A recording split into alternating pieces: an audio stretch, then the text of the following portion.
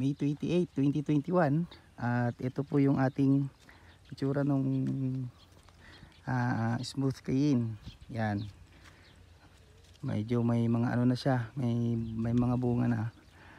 At nagpapalaki na po tayo ng ng bunga. Okay. So nakapag ano na rin po tayo rito. Nakapag lagay na rin po tayo ng support. Okay? Siguro mga 10 days pa at dito naman tayo maglalagay uli. Hanggang 2 level. Medyo matibay oh. Hindi siya basta-basta mahahangin. Okay, so yan. So ito po yung batch 1, 2, 3 at hindi na natin sila makikita dahil nai-mix na, nakikita na natin yung ating mga red lady papaya na lumalaki na rin. Okay, so yan, next month po mga 30 to 40 days magsisimula na po tayo mag-ani rito. So mga ano po yun, Mayo po ngayon no, May, June, mga July mid aani na po tayo rito. So yan, yan po yung ating tanim. Mga nasa ano po ito, mga 13,000 po na puno. 10 to 13,000. Yan, ini-estimate na lang, hindi na namin kayang bilangin. Basta ini-estimate na lang po namin. Ito naman yung aming green bell pepper. Iba't ibang variety po to. Meron po ditong California Wonder, merong Trinity. Kaya yung iba't ibang types ng green bell pepper. At ito po yung kanyang itsura. Okay, testing lang po ito ng open. Ang green bell pepper po kasi medyo mas sensitibo po yan sa ulan. Malalaman natin kung ano mangyayari sa ating ating tanim pag dumating na yung tag-ulan. Okay, so yan. Yan po yung ating green bell pepper test plot. 1, 2, 3, 4. 1, 2, 3 and a half na linya po yan. Yan dito po sa side na to ay naggagawa po tayo ng tunnel, walk-in tunnel po tawag, at sa loob po ay merong 3 plot. Okay, so kung makikita nyo nakaporma na po yung yung ating hoop house. Okay, after po nyan ay lalagyan po yan ng UV plastic. Yan, papakita ko po sa inyo later kapag nai-install na po natin. Sa loob po ay dyan natin itatanim yung California Wonder green bell pepper po yun. So meron po tayong customer na bibili po niyan at yun, abangan po natin kung ano magiging resulta. So bali magkakaroon po tayo ng 3 span, 1, 2, 3 and kakasya po dyan siguro mga 2,000 na puno ng green bell pepper, yung California Wonder. So para dun sa mga nagtatanong kung ano-ano ba yung mga puti-puti na nakikita na yan, yan ay mga chicken manure. Inilagay na po namin dyan bago kami mag layout ng bed. So medyo malaki maluwang po yung distance dito dahil ito po ay talong na po ang itatanim natin dyan. Okay, so ito from here po papag talong na po ito hanggang dun sa dulo kung saan po yung aabuti ng talong. Meron po kaming punlado na 13,000 na punla na seedling ng talong, nagpunla na po kami. And then for planting po siguro yon next week. Yan, after po nito na nila, lalagyan po yan ng bed ay mulch and tanim uli. Actually bago po pala mag-mulch ay i-sprayan po natin ito ng Vermi T, effective microorganism, EM activated po, and then yung ating mga compost tea. Yan. Saka yung ating mga trichoderma concoctions. Yan. Para i-cure po natin yung mga ibang bad microbes or organism niya sa lupa. Saka yung ibang mga din, yung ibang mga fungus spore makain din ng ating trichoderma at ibang mga beneficial microorganism. So yan, mano-mano po yung pag namin pag layout, ganyan po talaga. So nasa 0.75 meter or 75 centimeters po yung ating sidewalk dahil ito po ay talong. So ni-expect po namin na magiging magubat po dyan once na mag-aani na po tayo. Yan. test po namin yung talong dahil kailangan po natin ng variation po ng crop dito sa dito sa ating gulayan. Okay, so yan, ayun si tatay yun meron siyang nile-layout niya yung yung kanyang project niya yan, yung tatay. And pinaghahandaan po niya yung yung tag-ulan. Okay, yan po ang kanyang yan po yung kanyang project. Lalagyan pa po namin to ng drip irrigation. So itetest natin kung magte-test tayo, small test tayo ng drip irrigation saka hoop house. Okay, so yan. And saan pa ba? Punta tayo rito, tingnan naman natin yung alagay ng ating mga kalamansi.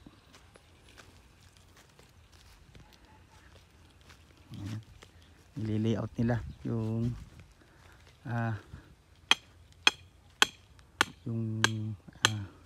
walk-in tunnel.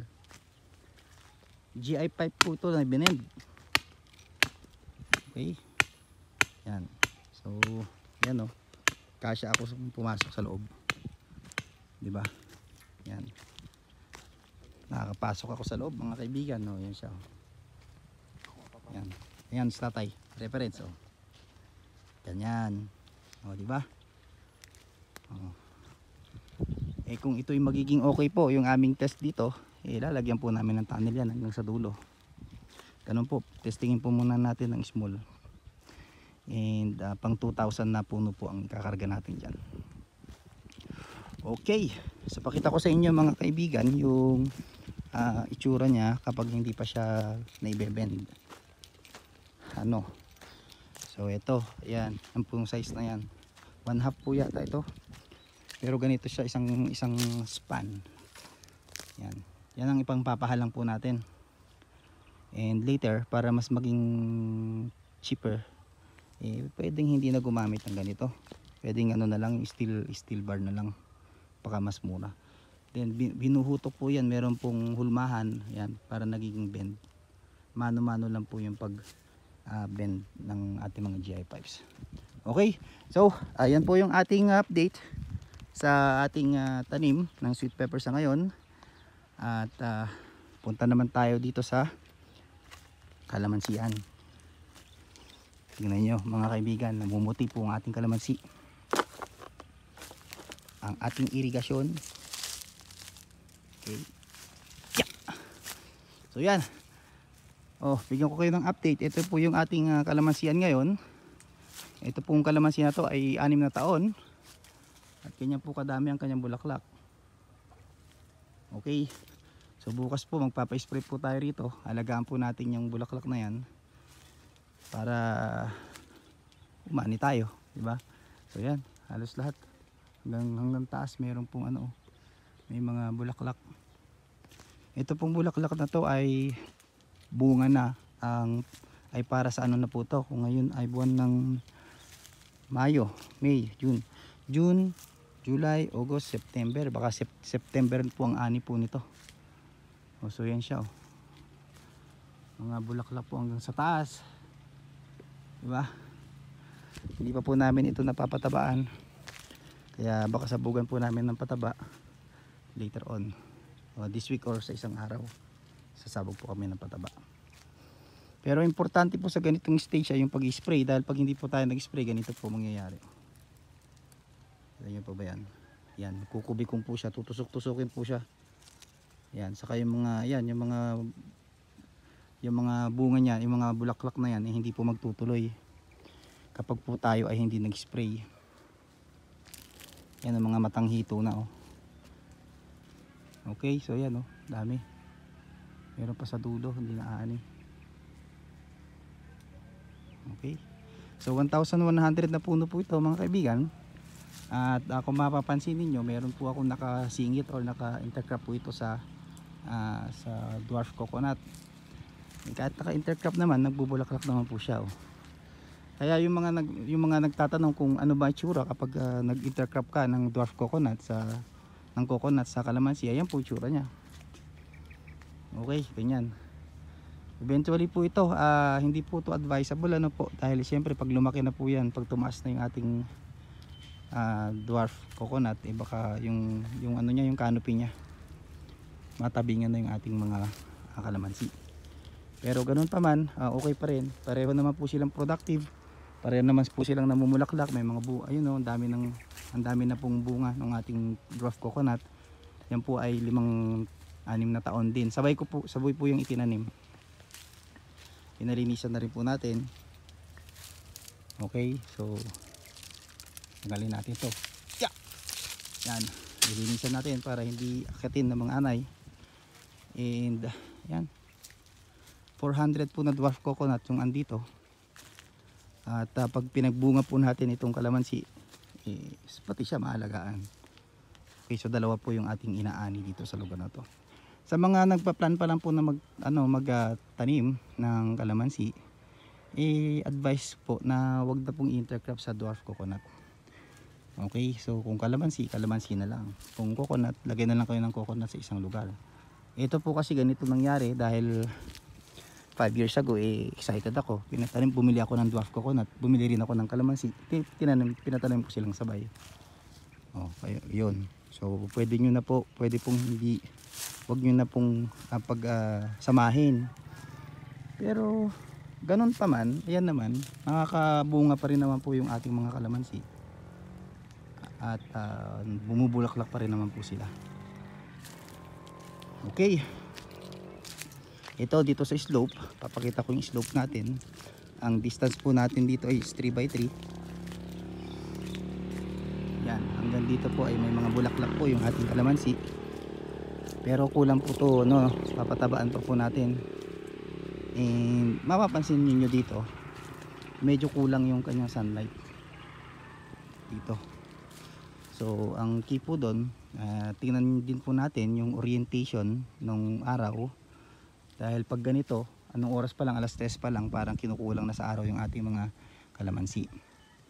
So huwag tayo mag-expect na maraming bunga pag nakaganyan ang arrangement ng ating kalamansi. Okay, so kung ibig sabihin,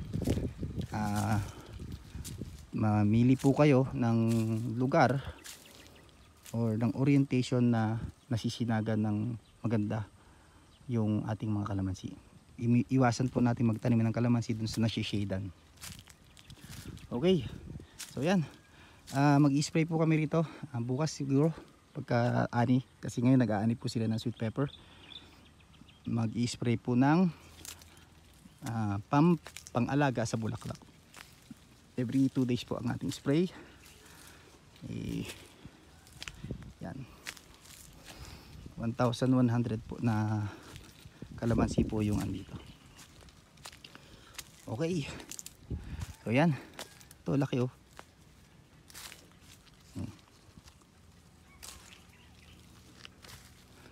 Yan. Okay, tara, dito tayo sa gabi dito. Tingnan natin yung meron po akong kakarating na mga kalamansi ngayon. Yun ay 500 po na na XL. Magtatanim po tayo ng panibago. At dagdagan po natin itong ating current na population ng kalamansi. Okay, so yung bakit po XL? Pwede po kasing medium, pwedeng XL.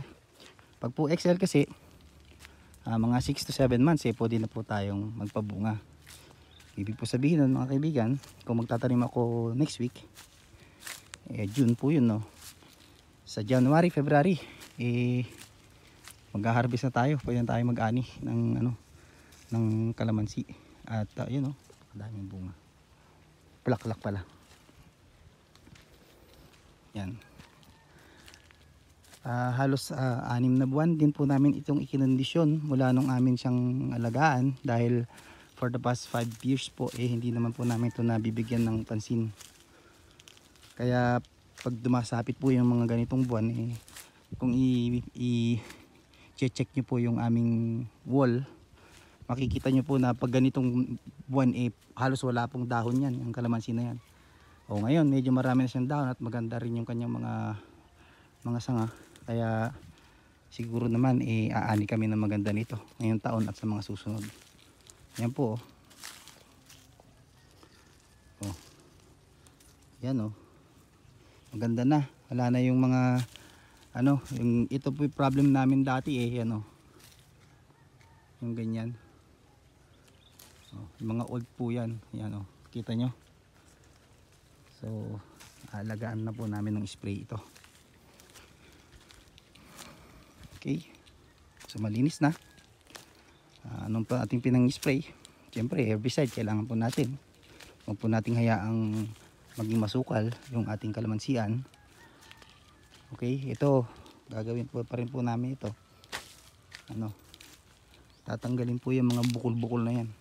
Papalapalain po nila yan unti-unti. Okay. So i-share ko sa inyo kung saan kami magtatanim ng panibagong ano, set. Dami pong bulaklak oh. Oh.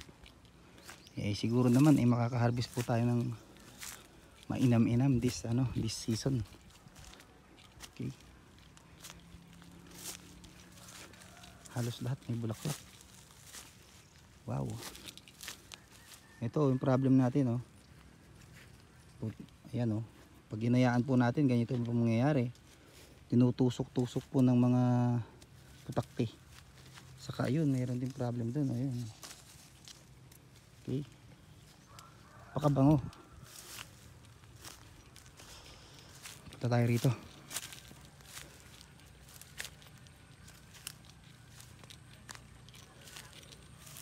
Yan. Yan. Yan. Okay. 6 na taon na po ito. Yun, yung mga ganun po mga kaibigan. Yan. Eh dapat po inaalis yan.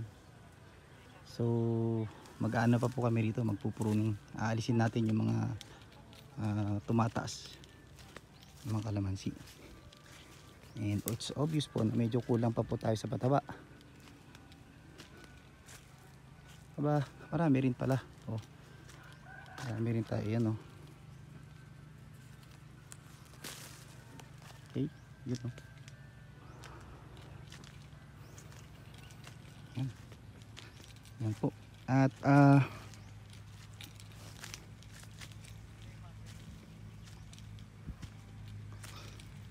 tingin tayo dito.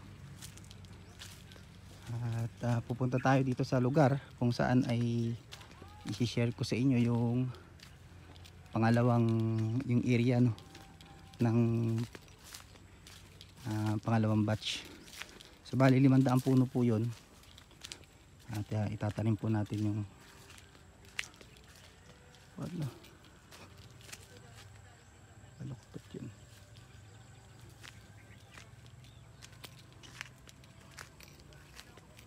Okay.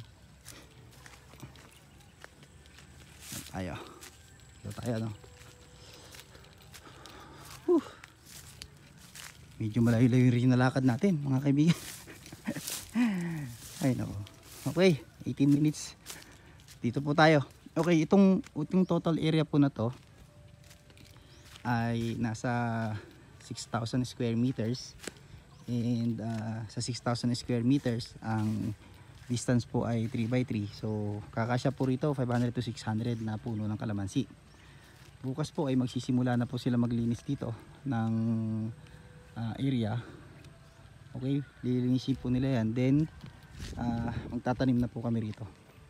So yan po yung ating chicken manure na siya nating gagamitin pang paupo sa ating mga kalamansi para magkaroon ng organic matter yung tatamnan. Okay, yan ang distance po na gagamitin natin ay 3x3. So yan, medyo maluwang-luwang na tabasan po ang gagawin natin dito. At dito natin itatanim yung XL. Papakita ko yung size ng XL ha. So ito. So ito yung ating mga itatanim. And ang nakikita nyo po na yan, yan po ay mga medium. So may mga bulaklak siya actually oh, yan. Sa medium po mga 1 year, 1 year above pagka transplant, pwede na po kayo magpabunga. Yan, may medium. Para po sa ating mga kaibigan kasama rito na interested din magkalamansi. Nung bumili ako, sinabay na po natin silang bumili rin. Kaya pipick upin po nila ito mamayang hapon. Ito po yung sa amin. XL. Yan, tatanim ko. So yung XL ay 6 months. Ay pwede na tayo mapabunga. Actually may mga bunga na yan, oh. Ayan, oh. Pwede nang mag-harvest. Ayun, oh. Oh, may mga bunga. Yan, may mga bulaklak din siya, oh. Nagtuloy. So ito tatanim namin sa June, first week ng June. Mga January, February, harvest na po tayo dyan. Papag ano na po natin yan, patuloy na natin yung bunga. So yan, para makita nyo yung difference. Yan po yung difference ng ano, ng kanyang plastic or yung plastic bag. Ayan yung small, ay medium. Yan yung large. Okay, meron dito na sinatawag nilang drum. Okay, itong drum na to ay ganito kalalaki. Ayan, nagbigay sila ng 4. May mga bunga na to. Yan, oh, may mga bunga na. Talagang yan, buhay na yan. So yan, dito na po natin tatanim yan. Sa area po na to, mula po doon paikot, pagkanoon hanggang dito po yan. So 500 to 600 po yung ikakarga natin dyan. Dagdag po tayo. So yung ating pong initial na 1,100 na puno ay magiging 1,600 po na puno. And then after po nyan, pag natapos po kami makapagtanim dito, magtatanim po kami sa mga susunod na plot po sa kabila, sa block 2. Okay, so unti-unti ang gagawin po natin, ang strategy is tanim tayo ng gulay, ha-harvestin every 3 months, 4 months, then mag-alaga din tayo ng fruit bearing trees para meron po tayong kukuhaan ng income source, kasi po itong kalamansi buong taon po itong namumunga. Okay, so ani lang po tayo ng ani, basta i-make sure lang po natin alagaan yung kanyang mga bulaklak. Okay, so yan po. And kumusta naman ba yung ating batch 1, yung ating mga sweet pepper? O yung batch 1 po medyo ano na, medyo nakikita na natin na malapit ng madelis. Pero maano pa rin siya, buhay na buhay pa rin yung kanyang mga dahon. Ang problema po yung kanyang mga bunga ay maliliit na. At maliit din po yung presyo ngayon ng sweet pepper. Ito po naman ay test market or test planting naman. So ayan po yung kanyang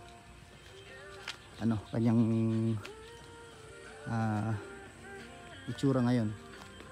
Kakahinugan po yan. Ganyan talaga. Yan. So ayan na po yan. Then andun yung ating sorting area. Okay. So sinusort po nila yung medium saka yung large. Yung large ibebenta ko sa Sangitan. Medium ipapadala po natin sa Ordaneta o kaya sa Baguio. Ayan, dyan sa loob.